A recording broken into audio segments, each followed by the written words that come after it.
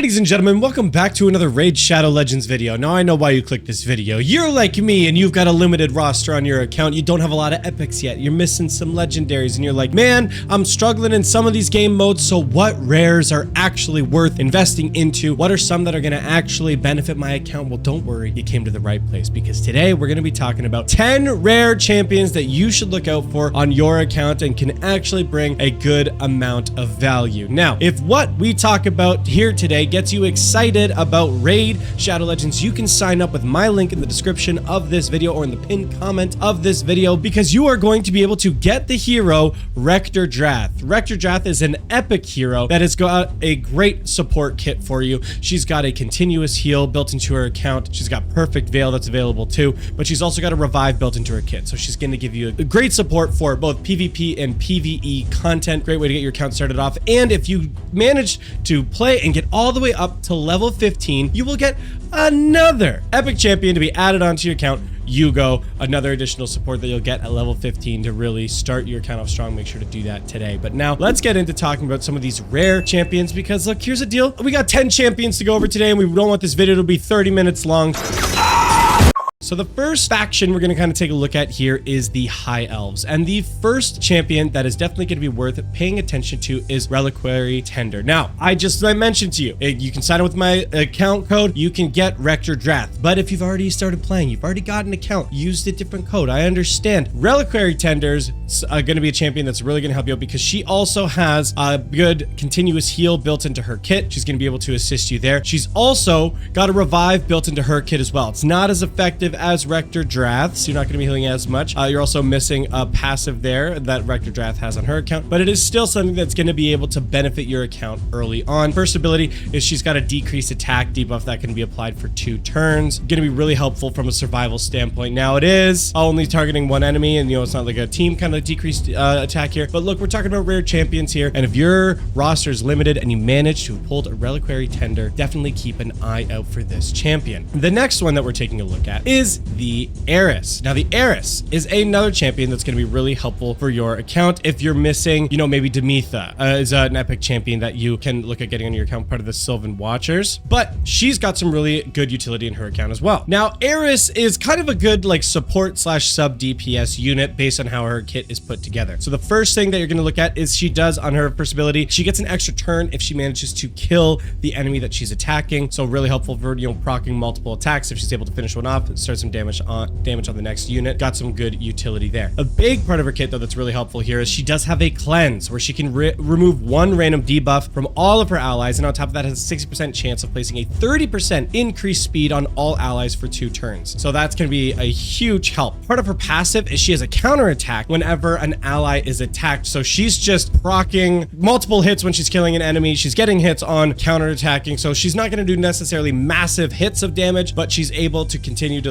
just knock that back. Now she does also have an aura on her account too, where she increases ally speed in dungeons by 16%. So again, if you're limited on auras for your champions, going to be a big benefit there. Now the next champion that we're going to be looking at is also found in the High Elves, and that is the Apothecary. Now, Apothecary is a great unit that's going to be helpful on both dungeons and PvP because he has a really essential ability in his kit, and that is the ability to increase speed on all allies' turns. But on top of that, it fills the turn meter of all allies by 15%. So if you're in PvP and you're bringing in some slower base speed units, getting Apothecary up fast enough that he can go ahead, increase speed and increase turn meter to allow your full team to go first before the other team even gets a chance to attack, he's going to be huge in helping you do that. He's got a pretty high base speed at 106, so he's definitely a champion to keep an eye out for. On top of that, he does have a heal built into his kit. To be honest, the increased speed and the heal, big parts. Apothecary is definitely another champion to keep an eye out for. By the way, if today's content got you excited and wanting to try out Raid Shadow Legends, you can actually sign up using my link in the description or in the pinned comment to this video, or using the QR code that's on screen now. There is a bunch of champions that you can collect, and if you sign up using my link, you're going to get a free Rector Drath on your account, who is a great supporter to get your account off on the right foot. Also, in addition to Rector Drath, you're going to get 1 energy refill, 1 XP booster,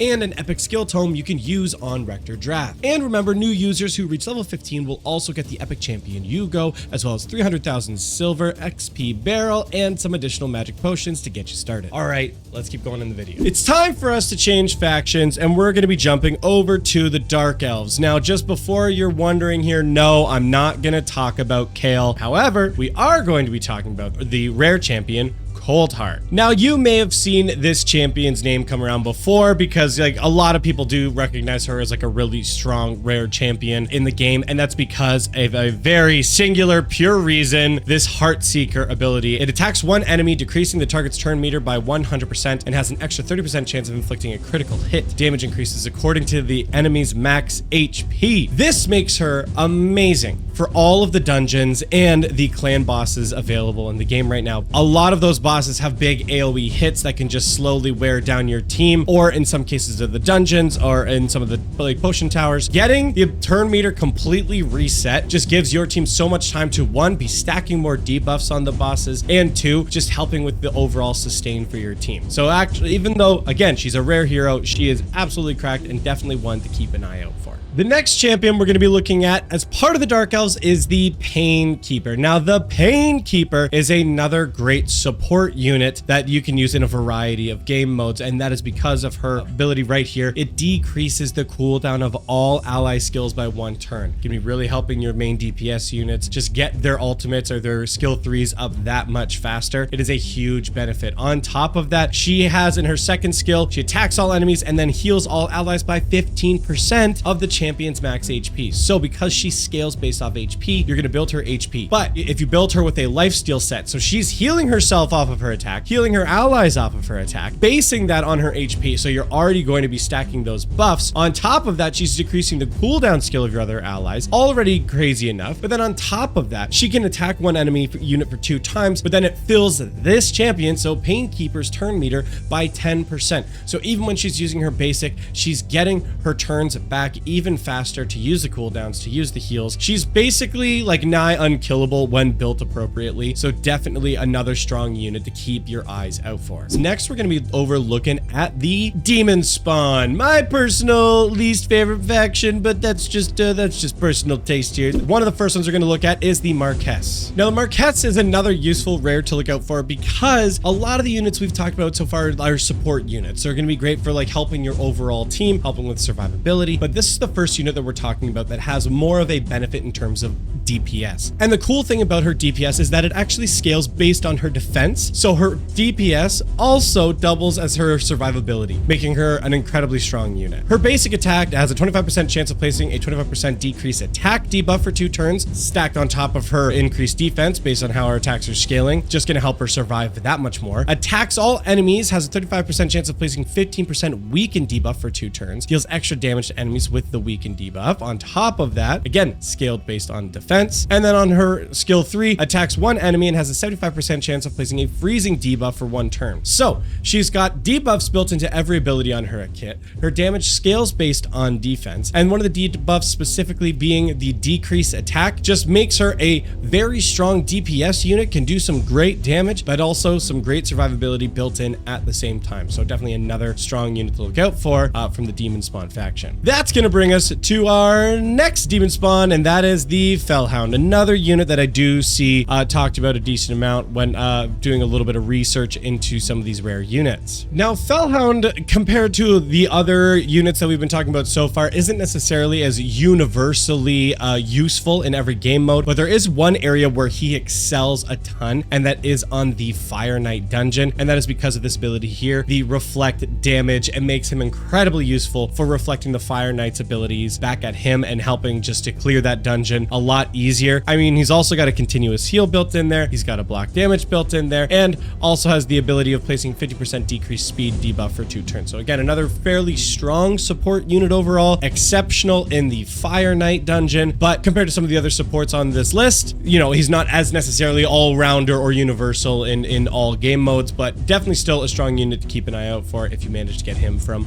a Void Shard. The next, we're going to be talking about the Knights Revenant. The next unit we're going to be looking at is the Coffin Smasher. Now, the Coffin Smasher, he's definitely not really a jack of all trades. He's not going to be useful in every single game mode, but he's definitely going to still be good utility in the Doom Tower and in the clan boss in particular. And why is that? And that's because he has an HP burn debuff that's built into his kit. The HP burn debuff is when a champion under an HP burn debuff starts their turn, they and all their allies take damage equal to 3% of their individual max HP. There can only be one HP burn debuff active on a champion at a time. On top of that, he's also got a decrease attack built into his regular skill, and then just as part of his overall passive, he decreases the damage enemies inflict with AoE attacks by 5%. Again, really helping to nullify that damage from, you know, the Demon Lord or some of the other bosses that just have AoE attacks built into their kits. They can be a real nuisance when you're trying to think about sustain, so a great way to counter that is with a unit like Coffin Smasher. Now, another unit that we're going to take a look at, one that I recently got on my account that I've been slowly working on as well, is the Renegade. I haven't had a chance to fully implement her at this point, but at least in some of the research that I've done, she seems she's going to be really strong in the different dungeon game modes, really going to help with some late game farming, and that's because of this ability right here, Sacrificial Ritual. Decrease the cooldown of all ally skills by 2 turns. 2 turns.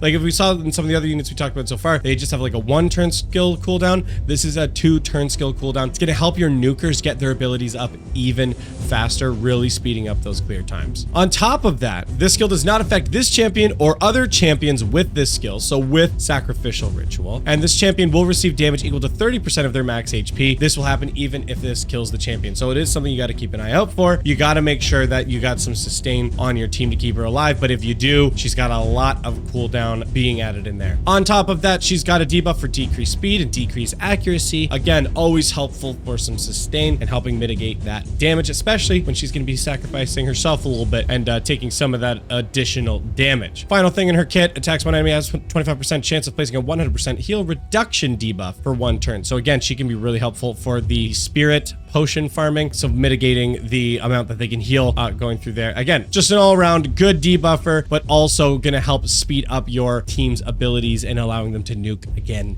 and again and again. This brings us to our last rare champion that we're going to be talking about today, and that is going to be the Bellower. Now, I'm sure you're probably sick of hearing about the Bellower, but look, it cannot be denied how good this champion is. Bellower is an incredibly strong, like, late game farmer, and that's because literally every single one of his abilities is an AoE hit. Not simply just on his skill 3 or his skill 2, but also on his regular skill 1. It's an AoE. On top of that, his skill 1 attacks all enemies and has a 20% chance of placing a block active skill debuff for 1 turn. On his second skill, attacks all enemies, has a 50% chance of placing a 15% decreased speed debuff for 2 turns. Damage is based on his attack, so you're stacking that attack. And then on his skill 3, attacks all enemies and has a 75% chance of placing a 25% decrease attack debuff for 2 turns, not just 1 turn. And has a 75% chance of placing a 30% decreased defense debuff for 2 turns. Massively able to debuff your enemies. This also makes him incredibly strong in PvP. If you built him with speed and accuracy, he's going to be able to jump ahead and be able to, again, decrease attack, decrease defense, but also has the ability to do some really strong damage with his abilities scaling based off of attack. So he's a great farmer, great for PvP, PvE. We've talked about a lot of supports, a lot of rare units to keep an eye out. But if you don't want to have to be thinking about rare supports, you just want to be starting with some epic supports,